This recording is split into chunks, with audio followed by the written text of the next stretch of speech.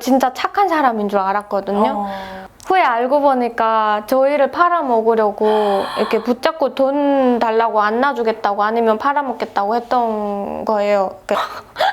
벼랑 타가지고 오르고 그렇게 해서 가니까 너무 높아서 나중에 저 위에 보이던 달이 거의 이렇게 막 눈앞에 보일 정도로 그렇게 높은 데까지 올라갔더라고요. 진에 앉아서 마약하고 있는 거예요. 어머, 그러니까 너무 무서운 거예요. 주여. 참 대한민국에 와서 이렇게 열심히 지금 공부도 하고 이렇게 했는데 북한에서는 학교 생활을 좀 했어요, 그래도? 저는 고등학교까지 졸업하고 왔어요. 부모님이 뭐 하셨어요? 어릴 적에 아빠는 일찍 돌아가셨고 아이고. 엄마는 그냥 부양이라고 하죠, 북한에서. 그쵸. 네, 부양으로. 주부를 부양이라고 하죠. 네, 주부로 계속 계셨어요. 그러면 엄마가 벌어서 먹여서 네. 공부하고 그랬던 거예요? 네. 근데 오빠가 있는데 6살 위거든요. 근데 어릴 때 되게 가난해져가지고 오빠는 그때부터 거의 학교를 못 갔고 그러니까 저는 어리니까 뭐 집일 도와줄 그런 형편이 안 됐어서 저는 그냥 학교를 계속 잘 다녔어요. 아, 그랬구나. 어머니가 부양하면서 장사 같은 걸 하셨어요? 네. 어릴 때는 하셨는데 좀 중학교쯤인가 그때부터 엄마가 좀 많이 아프셔가지고 그때부터는 거의 친척들이 좀 도움을 주거나 그렇게 살다가 오빠가 먼저 한국에 와서 그때부터 오빠가 돈을 보내줘서 오빠가 보내준 돈으로 또 살았어요. 아, 그러면 오빠가 먼저 탈북을 네네. 한 거군요. 네. 몇 살 때 탈북한 거예요, 오빠가? 제가 15살 때 했어요. 아, 그러면 3년 먼저 온 것 같아요. 그 3년 만에 오빠가 엄마랑 동생을 데려온 거예요? 네네네.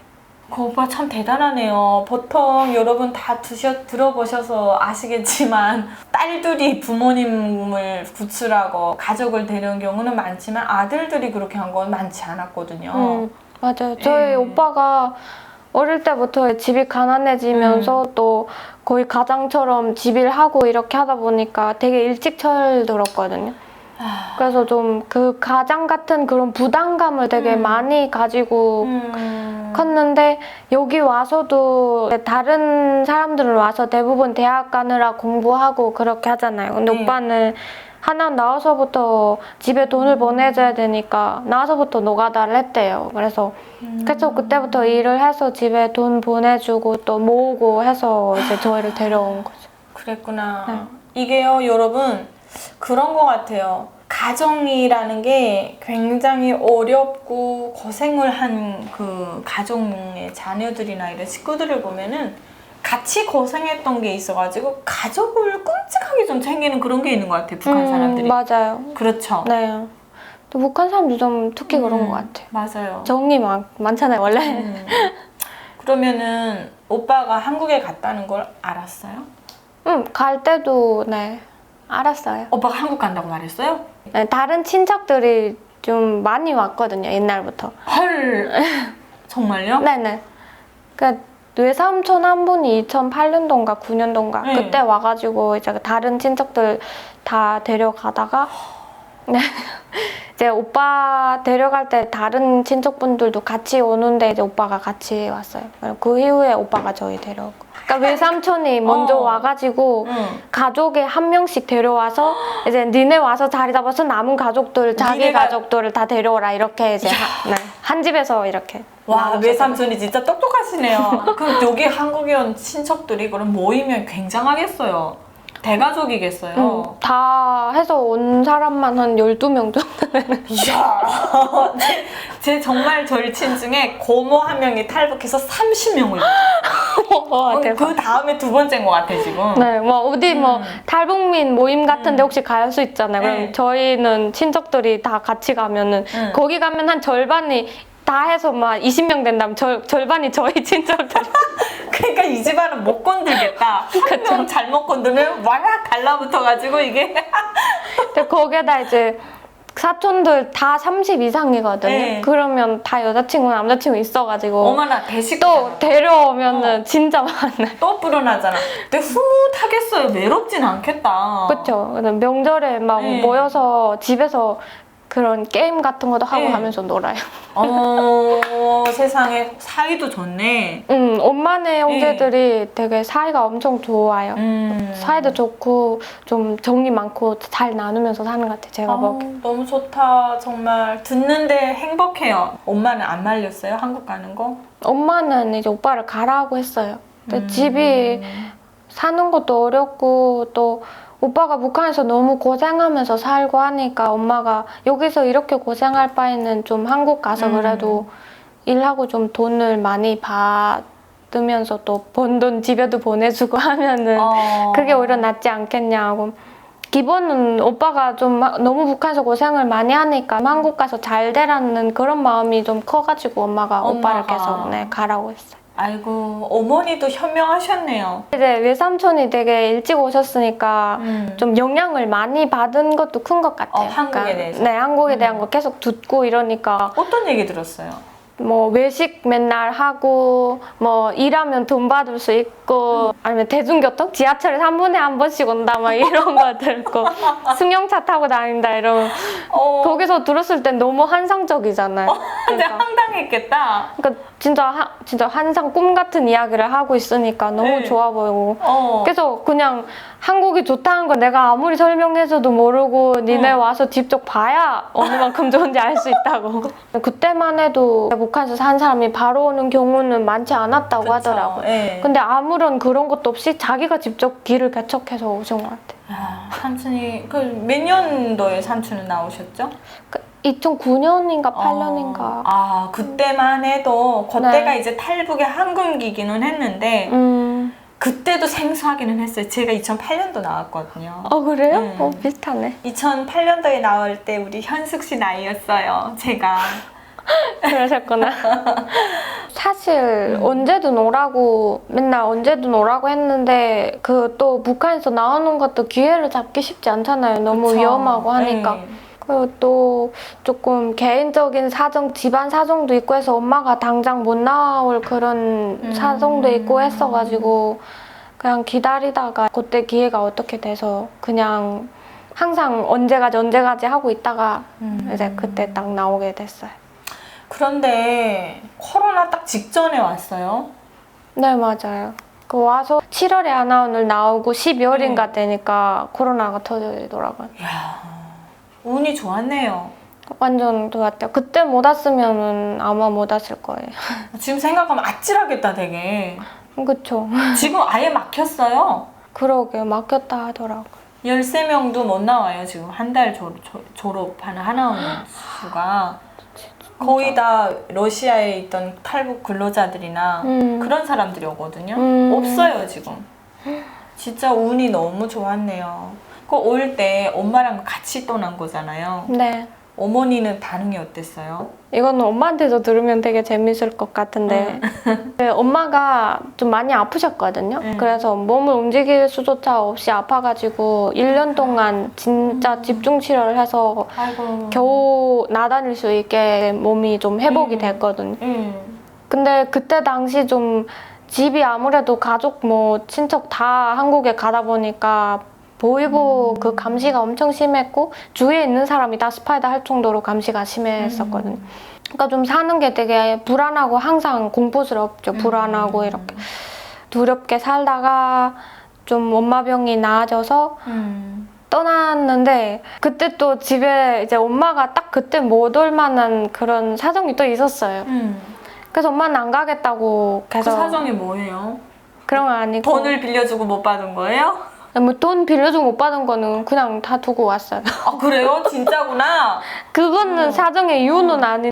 엄마는 계속 안 오겠다 하는 걸 제가 엄청 설득을 해가지고 이제 같이 떠나게 됐어요. 떠나는 날까지 엄마는 저만 먼저 보내고 혼자서 집 가겠다고 그랬었어요. 그런 거 이제 그냥 데리고 떠났는데 이제 보이보 꼬리가 달려가지고 딱 강을 건넜는데 이제 그 보이보 한 30명이 중국에서 봤는데 북한 강 쪽에 막 불빛이 보이는 거예요. 어머나. 그래서 산에 보이보 30명이 추격한 거예요? 네, 그 정도 되는 것 같아요.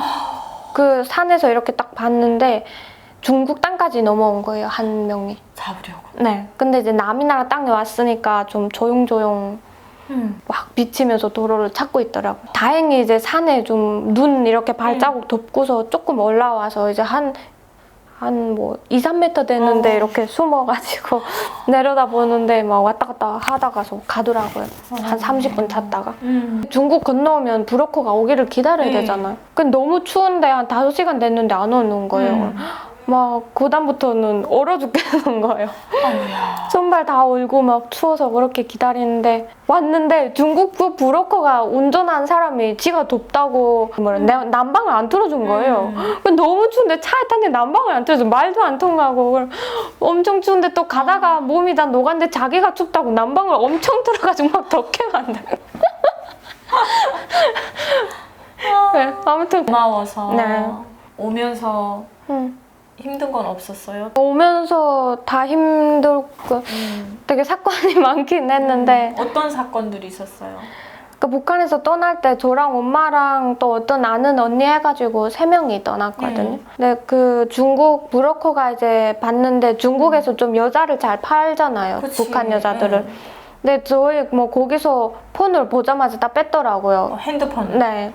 뺐고 이제 북한에서 떠날 때 그 중국 폰 하나 가지고 떠나잖아요. 그치, 연락을 해야 되니까. 네. 근데 아예 연락을 못하게 핸드폰을 뺐더니 저희를 어떤 집에 데려다 주고 여기서 며칠 있으라고 하더라고요. 이제 며칠 있다 데려다 준다고. 근데 다음 날에 와가지고 우리가 가족 도주를 했기 때문에 북한에서 우리 잡으려고 뭐 중국의 공안을 다 풀어서 우리 뭐 사진이 막 붙어 있고 그래서 우리 다 잡으려고 해서 우리 나가면 안 된다고 그냥 이 집에만 있으라고 그러는 거예요.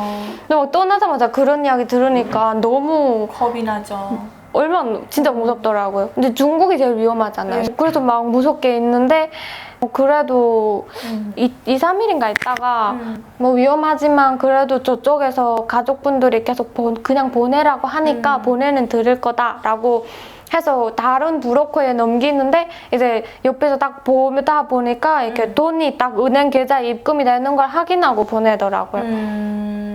근데 그때는 몰랐죠. 그냥 근데 너무 좋게 말해가지고 진짜 착한 사람인 줄 알았거든요. 그 진짜 감동받아가지고 막 왔었는데 후에 알고 보니까 저희를 팔아먹으려고 이렇게 붙잡고 돈 달라고 안 놔주겠다고 아니면 팔아먹겠다고 했던 거예요. 그래서 그 찍힌 돈이 그 협박으로 받아낸 돈이었던 거예요? 그래서 한국에서 오빠한테. 또 한국에서 몇백만을 그 여자한테 오빠가 입금을 해주고 저희를 데리고 왔더라고요. 어머나 브로커 비용대로 지불하고 네네네네. 어머나 이런 참 기막혔다. 또 태국에서 산을 걸어서 넘잖아요. 한 5시간인가. 우리 브로커 따라 막 밤에 가는데 한 8시간을 산을 걷는데 계속 가도 산 계속 올라가는 거예요. 그 원래 이런가 하고 따라가. 그래서 원래 좀 많이 걷는다고 그쵸. 들었으니까. 근데 너무 막 산 같은 데 오르고 벼랑도 오르고 막 그런 이런 순 같은 밧줄처럼 해가지고 벼랑 타가지고 오르고 그렇게 해서 가니까 너무 높아서 나중에 저 위에 보이던 달이 거의 이렇게 막 눈앞에 보일 정도로 그렇게 높은 데까지 올라갔더라고요. 근데 갑자기 가다가 앞에서 그 브로커들이 무슨 자기네끼리 신호를 하더니 싹 다 사라지고 다 뛰었더라고요. 다른 사람들이 지금 나타났는데 자기네가 폴리스라고 경찰이라고 하는 거예요. 저희는 너무 무서워가지고 다 막 숲속에 그냥 이리저리 흩어져가지고 다 뛰었죠. 근데 저희 그 일행 속에 어떤 할머니 한 분이 계셨는데 산을 가는데 너무 힘드셔서 뒤쪽에서 오니까 이제 저희는 또 젊고 했으니까 그 할머니 부축여가지고 같이 가느라 앞에서 그런 상황이 있었는지 몰랐거든요. 일행이 많았나 봐요. 네. 다들 사라지고 없는 거예요. 근데 막 앞에서 막 와야 막 이렇게 하면서 막 소리 지르는 거예요. 그 경찰인가 보다 하고 막 숨었는데 뭐 그 순간에 어디 숨을 데도 없고 그냥 막 머리만 이렇게 안 보이게 막 풀밭에 숨기고 그렇게 숨어 있는데 이제 와가지고 일어나 뭐 이런 뭐 일어나라 하는 것 같아요. 그래 일어났는데 이제 딱 보니까 자기네가 경찰이라고 하는데 제가 딱 보니까 그 브로커들하고 옷 입은 것도 비슷하고 봤을 때 그냥 사기 치는 것 같더라고요. 그 두 브로커가 좀 사전에 약속하고 저희한테서 돈 뺏으려고서 그랬던 것 같아요. 그 저희 다 무서워서 지금 모였는데 저희를 안 보내는 거예요. 그 산에서 저희 무서워서 막 앉아서 빨리 보내달라고 막 빌고 울면서 사람들이 막 빌고 하는데 지네 앉아서 마약하고 있는 거예요. 어머, 그러니까 너무 무서운 거예요. 주여.